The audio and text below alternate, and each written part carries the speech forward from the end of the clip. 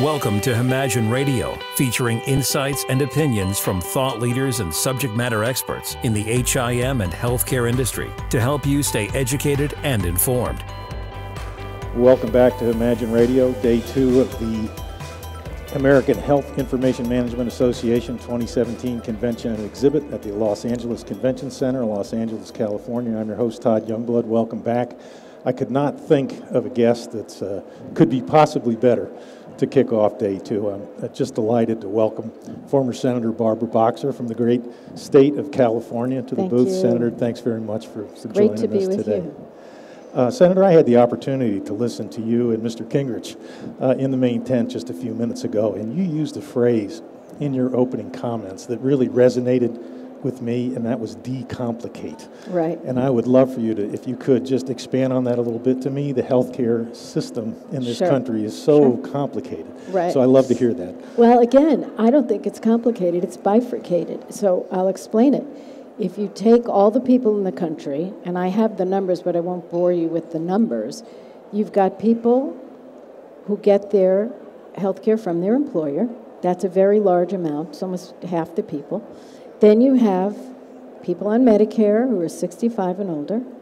Then you have the working poor, and we've expanded that under the Affordable Care Act. We have Medicaid. You have the individual market is the exchanges. That makes up about 10%. Then, of course, you have veterans health care, and if you're active military, you have health care through that. You have military hospitals and then government-employed doctors. So that's pretty much our system. And, obviously, we know certain parts work better than the others. Medicare is a dream for a lot of people. That's why I support opening it up to people 50 and older. Let them buy into it. It will strengthen Medicare, and it will take the older people off the exchanges and reduce the premiums for everyone on the exchanges. That's just an example. Mm-hmm. But I don't like when people just say, it's too complicated for you people. Don't, just leave it to us. I never went that way. When someone told me it was too complicated for me, I got annoyed. I fought back. So I never, ever said to my people that I represent, this is too complicated for you to understand. Okay. Do the other members of Congress share that view? I know some do and some don't. I can't speak for a soul other than myself. Honest to God, I don't try to. But I do know that for me, it's the way I solve problems. But it's breaking it down and spending a little time simplifying it. And I think I've done it with this, and I know that it doesn't mean the solutions are going to be that easy. Of course not. But the problem is clear. What do we want? We want health care for as many Americans as we can get. And the best way we can deliver it to each group, that's what I want to support. I support the idea. It's very gratifying to hear. Take an approach as a business person like myself, take a big problem and eat the elephant one bite at a time. Remember, so to speak. I used to be a stockbroker on Wall Street 1,000 years ago, before Wall Street got a bad name.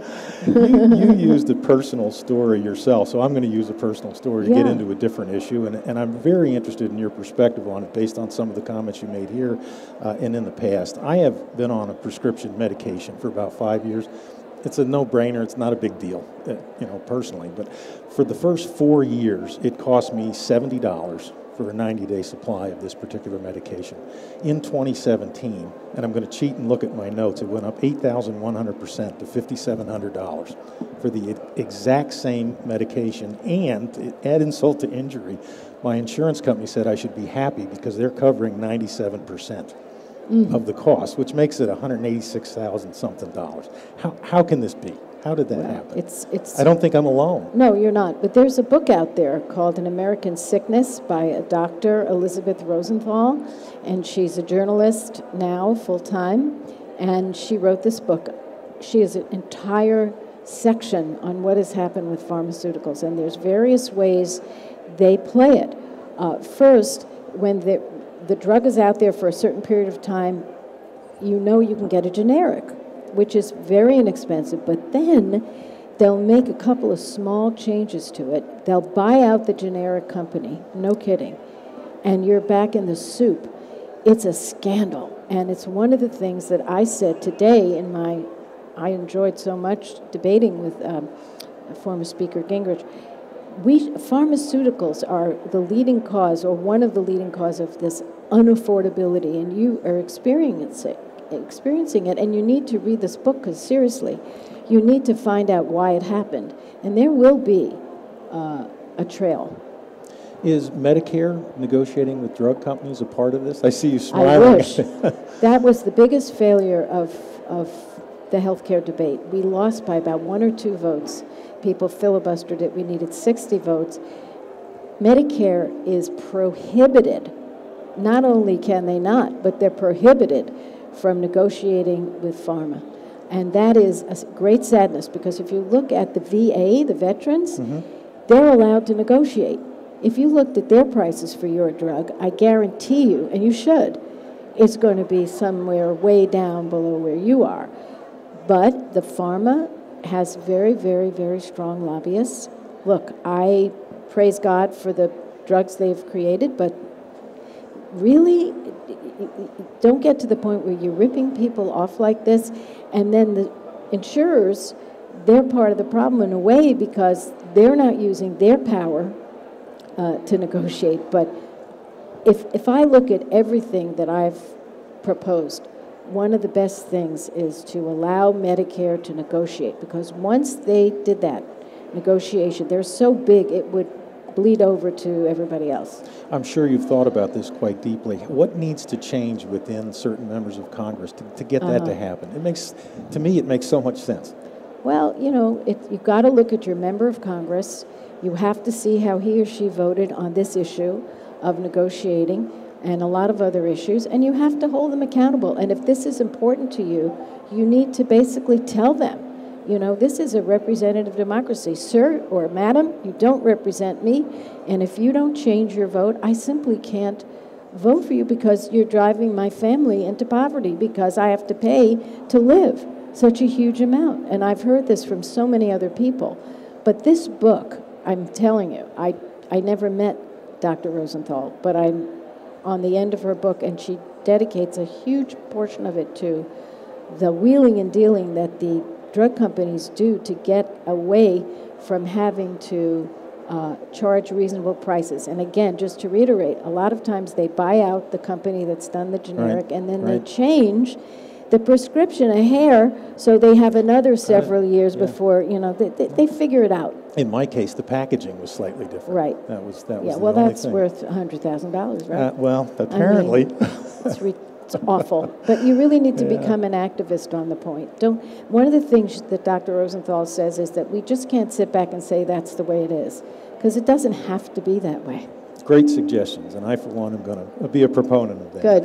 I want to shift gears a little bit. I've always been fascinated by innovation, and I go back to the 2 bicycle mechanics invented the airplane. 2 random guys, 2 random techie guys invented Google. In what? And I know them. You know them. What, in 20 years or so, Amazon went from a little online bookstore to turning the retail industry absolutely upside down, right on its head. What can we be doing? What can Congress be doing? I guess that's two different questions, to make sure that innovators like that, these brilliant little guys and women that are stuck in a garage in a corner somewhere, how do we nurture those kinds of folks to get healthcare innovation at that kind of level? Right. Well, you know, we do have grants through the CDC and the NIH, so that we can make sure we can find the cures for various diseases. We do have research budgets, and we have to encourage that research. We have a whole research for cancer that includes developing new therapies. But I do have to say this organization is such an important player, because we talked a lot about in our debate, Newt Gingrich and I, about the opioid crisis. Right. And a lot of times somebody will walk into a doctor and say, oh, I just got this horrible back pain. Well, little did the doctor know that that person was getting opioids for years from another state, and they're just shopping. And your organization, by keeping records and demanding records, is going to really help a lot. So innovation is critical, and courage is critical, and people keeping this issue personal. I can't say it enough. It is not too complicated for you to weigh in when you get a bill for something that you know is outrageous. people on the other end of the phone will try to shut you down. But, oh, yeah, they you know, do. I'm married to a guy he's fantastic. You know, I don't have the patience to argue all these things. I hear him and he'll say, I don't care if the insurance company paid for it. Why did it go up 1,000% from last year? This basic, you know, exam that I had. And I used to say, oh, honey, don't waste your time. Now I've changed my tune. And I say, yay for you.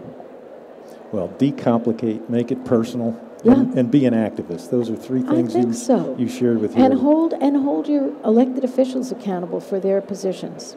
Yeah, Senator, I wish we had more time. Picking your brain is just absolutely It's been fascinating fun. for me. Well, you were a wonderful interviewer. Thank you so much. I appreciate you taking the time. Barbara Boxer, 5-term Congresswoman and 4-term United States Senator, thanks for taking the time to share your perspectives and insights. I really enjoyed it. That wraps this segment. On behalf of my guest, Senator Barbara Boxer, I'm Todd Youngblood. We'll be back in just a couple of minutes. Imagine Radio.